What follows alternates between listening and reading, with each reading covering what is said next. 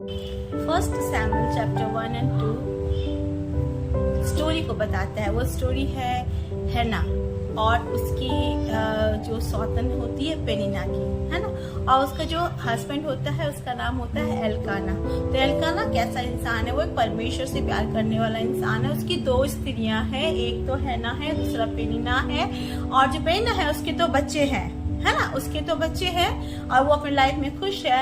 लेकिन हैना का कोई भी बच्चा नहीं है। अब हैना का कोई बच्चा नहीं है, लेकिन वचन कहता है कि जो उसका हस्बैंड होता है एल्काना, वो उससे बहुत प्यार करता है ना। वो दूसरी स्त्री से कम, पेनिना से कम, लेकिन हैना से बहुत प्यार करता है। लेकिन हैना के गर्भ को परमेश्वर ने बंद कर दिया है, यहाँ पे लिखा हुआ है, उसको बच्चे नहीं होते। अब उसको बच्चे नहीं होते तो आप सोच सकते हो, आज के जमाने में तो शादी के बाद, है ना, लोग कहते हैं कि हमने प्लान नहीं किया, हमें अभी नहीं चाहिए। लेकिन उन जमाने में ऐसा था कि शादी होने के तुरंत बाद सबसे पहली खुशी जो होती है वो हमें बच्चे की खुशी लोग को बतानी होती है। जब जिसके जितने बेटे हैं, जिसके जितनी बेटियां हैं, वो एक ब्लेसिंग कंसीडर की जाती है ना। तो यहाँ पे हम देखते हैं कि उसकी 7 की तो बच्चे थे और वो बहुत खुश है अपनी लाइफ में। और उसकी खुशी इस बात की भी होती है कि देख मेरा पति जो है, जो तेरा भी पति है, वो मुझसे ज्यादा तुझसे प्यार करता है, लेकिन तेरे कोख में कोई बच्चा नहीं है। अब हैना जो है वो टूट चुकी है ना। वो टॉन्टिंग सुनती है, वो कमेंट सुनती है, वो अपने तानों को सुन सुन के परेशान हो गया। उसके पास पता है कि अब मेरी कोई मदद नहीं कर सकता, है ना।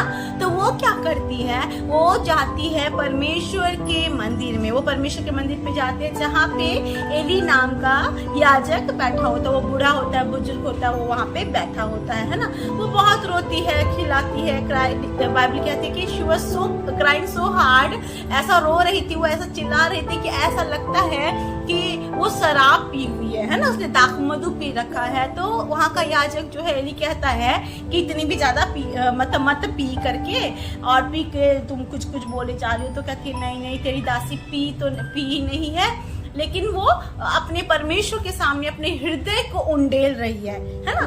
तो सबसे पहली बात हम यहाँ पे क्या देखते हैं कि एक बात तो कि परमेश्वर ने हैना के कोख को बंद किया था। कई बार परमेश्वर हमारे जीवन में ऐसे कार्यों को रोक सकता है ताकि हम उसके करीब आ सके। और जब हम उसके करीब आते हैं तो परमेश्वर उस कार्यों को पूरा करता है, असंभव को संभव करता है, और हमें ये बताता है कि जब तू मेरे पास आएगा मेरा बेटी, मेरा बेटा, और जब तू मुझसे मांगेगा तो मैं तुम्हें दूंगा, चाहे वो ब्लेसिंग्स मैंने ही रोक क्यों ना रखी हो। सो यहाँ पे हम देखते हैं कि जब वो हैना जाती है परमेश्वर के सामने और उसके रोती है, चिल्लाती है परमेश्वर के सामने, फिर वो वाचा बांधती है। क्या वाचा बांधती है? वो कहती है कि परमेश्वर, अगर तू मुझे पुत्र देगा, अगर तू मुझे बालक देगा, तो वो मैं अपने पास नहीं रखूंगी, लेकिन उस बालक को तुझे मैं डेडिकेट करूंगी, है ना, मैं तुम्हें समर्पित करूंगी, ताकि वो बड़ा होके क्या करे? सेवा कर सके। और वो बहुत रोती है, और हम देखते हैं जब परमेश्वर से वो प्रार्थना करती है, रोती है, चिल्लाती है, तो वहाँ का याजक क्या कहता है कि जा तू कुशल से चली जा, क्योंकि परमेश्वर ने, है ना, तेरी प्रार्थना सुन ली है, और तू जैसा वर मांग रही है, तो जो कुछ भी मांग रही है उसे परमेश्वर ने देने की क्या करी है? ठान ली है ना। God is going to answer you whatever you have prayed, है ना। तो यहाँ से खाली हाथ नहीं जाएगी, तो वो बहुत आनंद के साथ वापस होती है। और फिर हम क्या देखते हैं? परमेश्वर उसे बालक देता है ना, बालक का वरदान देता है, और उसका नाम शैमुएल रखती है, जो कि आगे चलकर एक बहुत बड़ा भविष्यवक्ता बनता है ना, मास्टर, और मतलब मास्टर प्लानर बनता है। वो दाऊद को अनॉइंट करता है, दाऊद को सलाह देता है, और बहुत, है ना, बड़े बड़े मतलब कार्य परमेश्वर उस बच्चे के जीवन से आगे चल के करवाता है।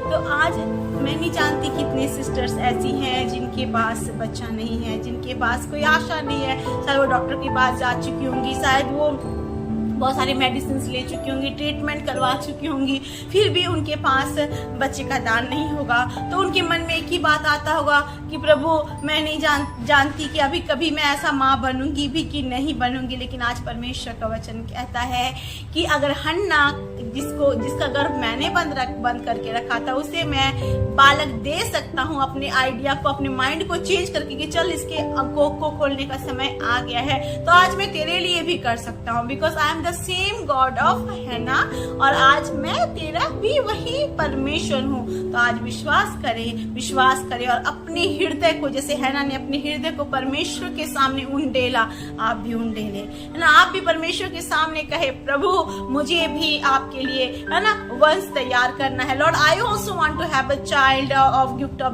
Boy, gift of girl, so that I can dedicate that child to your service. और आप भी प्रार्थना करें, निश्चय परमेश्वर आपकी प्रार्थनाओं का उत्तर देगा और आपको बहुत जल्द गुड न्यूज देगा। मैं विश्वास करती हूँ कि आप गुड न्यूज को शेयर करेंगे and we all together will thank the Lord for all the great thing that he has done. हम छोटी सी प्रार्थना करते हैं। मैं आशा करती हूँ कि आप विश्वास करेंगे और विश्वास के साथ प्रार्थना का उत्तर को पाएंगे। परमेश्वर पिता, मैं नहीं जानती कितनी बहनों ने इस चैनल को देखा है और या फिर मेरे साथ वो प्रार्थना कर रही हैं प्रभु, लेकिन मैं दुआ करती हूँ जो भी कर रही है पिता, उनके शारीरिक हर एक कमजोरियों को दूर कर, उनके गर्भाशय में कोई भी प्रभु त्रुटियां हैं तो दूर कर, अपना हाथ बढ़ा के छो परमेश्वर पिता, और उन्हें हैना के समान परमेश्वर पिता बालक का वरदान दे परमेश्वर, ताकि वो आपकी सेवा के लिए उसे सौंप सके पिता। वचन कहता भजन संहिता 20:4 में, मैं तेरी मन की इच्छा पूरी करूंगा, इनके मन की इच्छा पूरा कर प्रभु। आपका वचन कहता है गर्व का फल यहोवा की ओर से वरदान है,